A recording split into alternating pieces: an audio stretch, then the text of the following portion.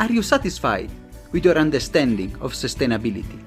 If you are not, imagine a journey together, a pluralistic one, with academia, innovators, startups, NGOs, all looking for solutions to the greatest challenge of our time. My name is Samuele Tini, and this is the Sustainability Journey.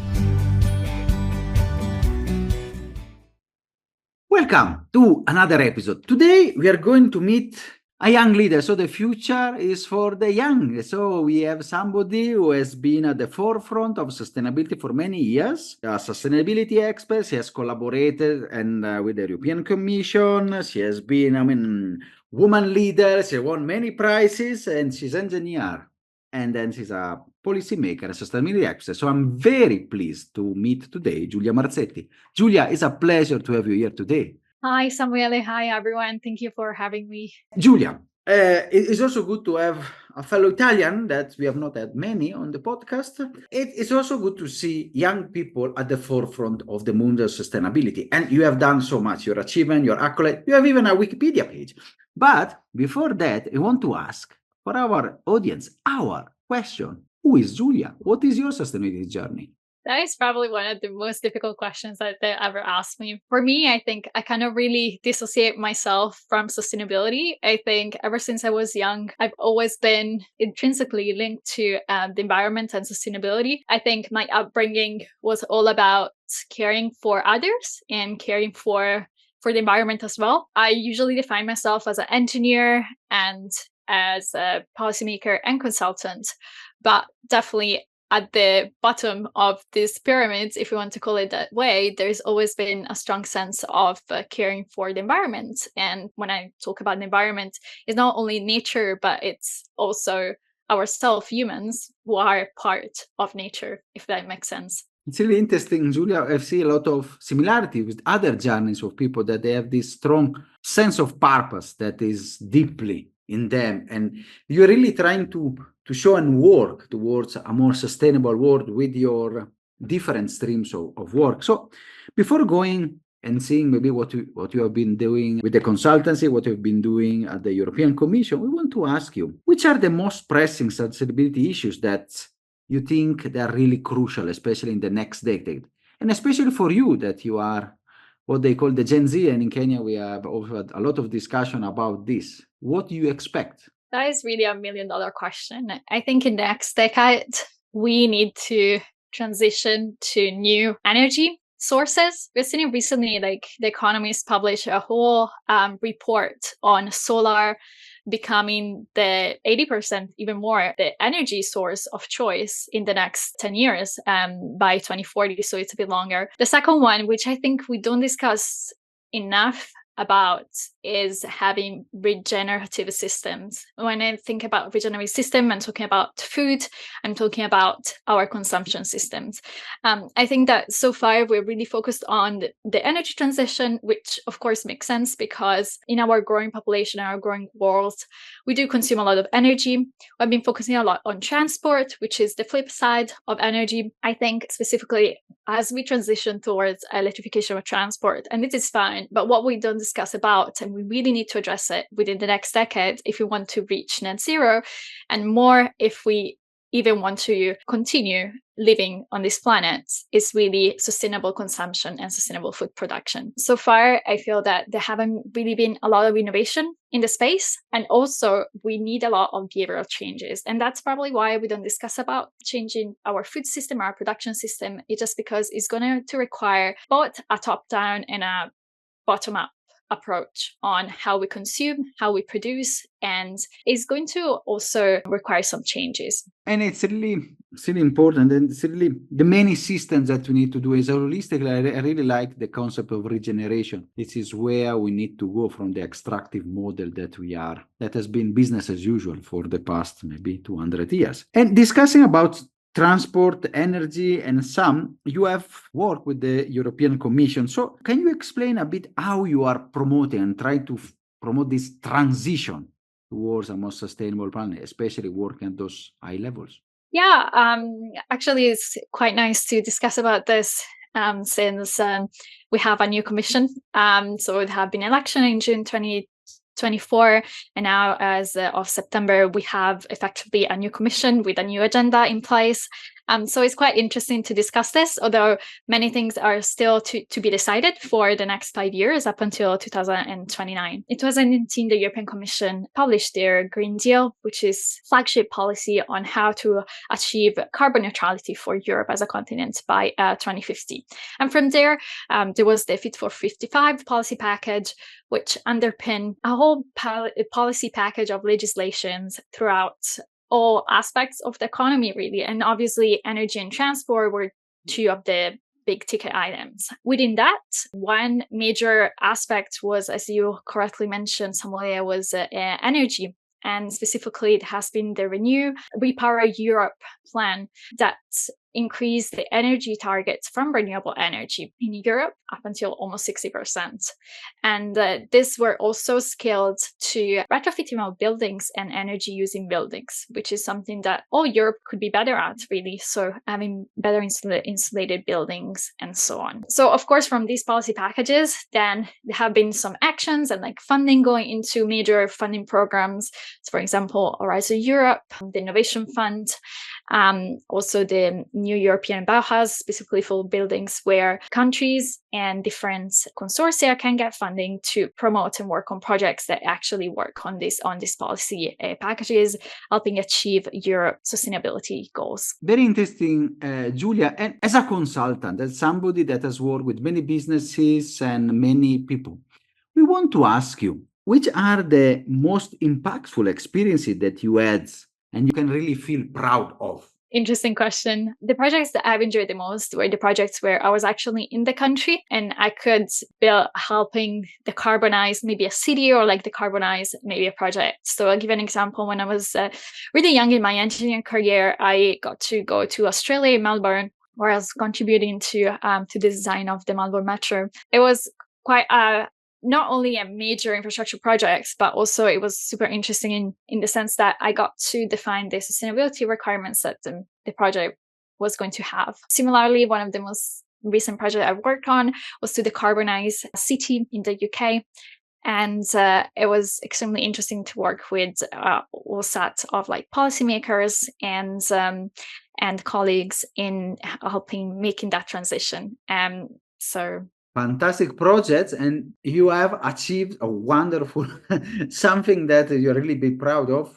Australia, UK, really an international career, and especially on this, you have been recognized in many networks as one young woman in science and engineering. Which is the role, especially I want to ask you, because we had in the past interviewed a few women in STEM, which is the role of women in STEM, which sometimes is a discipline that is changing, but still mainly predominantly male dominated? Excellent question to ask. And obviously, part of my work has also been promoting the role of women in science and engineering, like both from promoting science to young girls, so going to schools and talk about it, up until creating networks of students, university students, and then colleagues in the workplace. I do think that we still don't talk about the need of having more women in science and engineering. And what we see, and what I've seen actually in my career as well, is that in some countries, for example, Italy is doing quite well actually, there is almost gender parity in women and men studying STEM subjects, so science, technology, engineering, mathematics, right? Some like pure science, we do see in some countries that we are reaching gender parity. But then like what happens is that as we enter the workforce, there are less and less women entering the workforce within engineering science jobs, and then like managing to stay in engineering science roles. And I've seen this a lot, specifically in my career in English-speaking countries. The UK has, I think, one of the lowest rates of women in engineering in the workforce. I think it's still like maybe 13%, definitely less than 20%. And there are a variety of reasons why this happens. It's even called the leaky STEM pipeline, meaning that we have at the beginning of the STEM pipeline, so when women enter university, etc., and they graduate from university, we have quite a good gender ratio. But then as they progress towards the career and then like they reach senior position, then it's really almost impossible to find women. And as mentioned, it happens for a variety of reasons. One is the lack of mentorship, and also the lack of relatable role models. And also the fact that when you enter your career and then like you keep progressing, you see that at some point, and that has happened to me, like you're really the only woman on the maybe on the shop floor, like the only woman in the room, specifically in some sectors, for example, buildings or even manufacturing, right? And this is a vicious circle for which I give an example. One of my previous roles at the European Commission, I was meant to select a board of experts from the manufacturing industry. And I pointed out that there was barely any gender balance. There was no gender balance. We had really few nominations from female experts in manufacturing. And the answer I got was that, well, we'd love to have more women, but we don't have women in senior position that we can nominate. And then, like you see, this is a catch-22, right? If we don't give women those opportunities to become senior, then they'll never have the opportunity to get more opportunities, like be on a board that could unlock any other opportunities, right? So again, I think this is one of those issues where we need both bottom-up and top-down approach. And also having an inclusive workplace, it means a lot. It means having Ali, like yourself, Samuele, someone who's quite open-minded and someone who's quite vocal into promoting women and like put women at the front of what they're doing. Also means having generally a workplace that is free of bullying, that is free of maybe microaggressions, that is free from any comments that may feel women, or and if you think about women who will want to start a family, etc., they would make them feel like they shouldn't belong there. And it's really important, and we have discussed, and you have touched such important points. Something that, as you said, is slowly changing. We need to do more, and we hope also giving voice to people like you and others have done in the past will help also more people and to step up and really change also this part. And I want to ask, going a bit deeper in that, because women is one part, but you're also doing a lot of also advocacy and work, and you have been recognized as a top voice, a young and emerging leaders. You have got accolades and prize. You have mentioned before behavioral change as an important part. As let's use a word maybe not very appropriate, but as a leader, maybe somebody who can influence young people and somebody who can talk their language. So can you tell us how we can better engage to educate the public on the importance of sustainability, and what we do also, not only to educate, but even to do the next step to foster change? This is such a good question. And I think, again, as yourself, someone you're a change maker as well, right? That's something that is always at the back of my mind. And I think for me has been maybe just keep the conversation going, and especially try and be interesting and interested in the other people viewpoint, and don't be scared of confrontation. As well as explain everything, because sometimes I feel that ourselves who work in sustainability and climate change, maybe we're just so used to talk to people who are in the same bubble as us, and like they know the basis, and they know the basis of the science, they know basic sustainability concept, right? So like we sort of give it for granted. Whereas like to make impactful change and make sure that we have more people coming on board with that, we need to make sure that we explain all these concepts clearly. And again, I'll give you an example, right? I do work quite a bit in this, the intersection of sustainability and climate change and gender equality. And gender equality and climate change are intrinsically linked, simply because women are already disadvantaged in our economy, in our systems, economic systems. If you think about it, women earn less than men. The majority of people living on the poverty line are women, and this is across the boards. Like, it's in the global south, it's in the global north. If you think about America, if you think about Italy, right? And already that is enough for women to be extremely disadvantaged due to climate change. If we think about extreme weather events, whether it's a heat wave or whether it's a flood, women are much more likely to live in flood-prone areas, because housing in flood-prone areas are cheaper. So like, who's going to be living in those housing? There are people who can afford them, and then like most likely they're going to be women, right? And similarly with heat waves, we do talk quite a bit about heat poverty. So people can afford to put up heating systems during winter, but also we should talk about cooling poverty. People can afford to have air conditioning in summer, and especially in areas and where temperatures are reaching 40 degrees Celsius, 50 degrees Celsius, right? And these women most likely are not going to be able to afford air conditioning. So I do work quite a bit into this space. And it's quite interesting how, even people would work in sustainability and climate change, maybe they wouldn't understand immediately the intersection with gender equality, right? Just to give you an example, that is always worth it to explain yourself thoroughly, back it up with data. No, it's really important what you said. And you see, as we always say, sustainability is not mono-dimensional, but it's multidimensional. And it's really an important part to understand, as you see, as a consultant, the different area, the system, let's say, thinking that you have to, when you want to unlock change.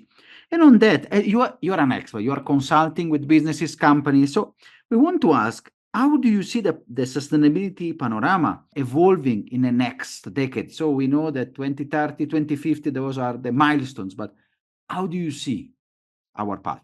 Yeah, that's an extremely interesting question. I do think that nowadays sustainability has been gaining a lot of spotlight within businesses and like within media. So I do see this trend continuing as well.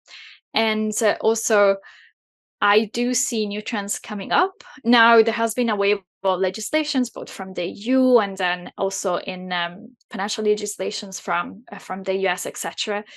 So I do see that trend continuing, as well as more thorough implementations of legislations, as well as different policy pieces. So there's going to be a lot of scrutiny going forward, and I think we have seen it in the past 2 years, and I do see this trend continuing. So a lot of scrutiny on like your non-financial reporting, on your corporate sustainability disclosure directive, etc. reporting. And I do see that coming to the point where I see a lot more people getting into the sustainability field. Maybe a lot more people come from different backgrounds. So more legal professional, more financial professionals also getting into the sustainability field. Fantastic. Giulia, on this panorama and this journey, you have been recognized by many people, from Forbes to McKinsey and more recently to the Financial Times. So I want to ask to Giulia, what are the future initiatives, especially maybe relating to the next years and projects that you are preparing and you are working towards? Yeah, I do have my own podcast, so I'll be continuing on that. Similarly to you, Somalia, I think I find it extremely valuable to continue these conversations, and as well, because sustainability is such a broad subject, and as you said, is multidimensional. It's also quite important to have this conversation with people who don't come from the same background as us. Like I particularly enjoy learning about oceans and then the food environments, because that's something that I haven't really touched upon in my career. My career has been quite infrastructure based, energy transport, circular economy, etc., and consumption systems. So I do enjoy getting to know it, and also supporting creators and other sustainability professions on their own path. Other than that, I'm also involved in different boards and different sustainability associations. So I'll continue with that for sure. I've been attending the United Nations Conference of Parties for the past few years, both representing youth voices as well as experts in my field. So I'll be continuing with that, and then we'll see what the future unlocks, really. And it's really already a lot of a great achievement. And so we are going towards the ends. We would like to ask even more, but one question we want to ask. So you have, I say, achieved a lot. So which advice, Giulia, that you are already a changemaker, a recognized expert in the field of sustainability, would you give to somebody, maybe especially women, as we discussed before, that wants to pursue a career in sustainability and make a positive impact for our planet? I love this question because it gives me the opportunity to leave a positive message to the listener of your podcast. My first answer would be to prepare don't underestimate the effort that it takes to actually study something relevant in the field. I'm saying this because I do interview for junior position in my team, etc. So I also come with that perspective of someone who may hire someone else.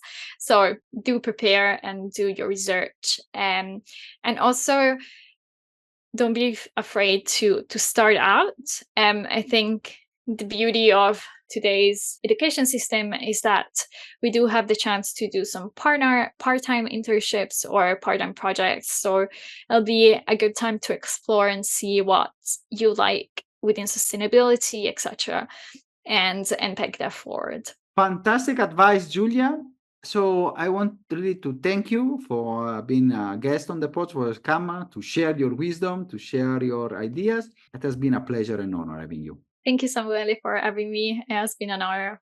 Are you satisfied after this wonderful episode? Let's continue together our sustainability journey.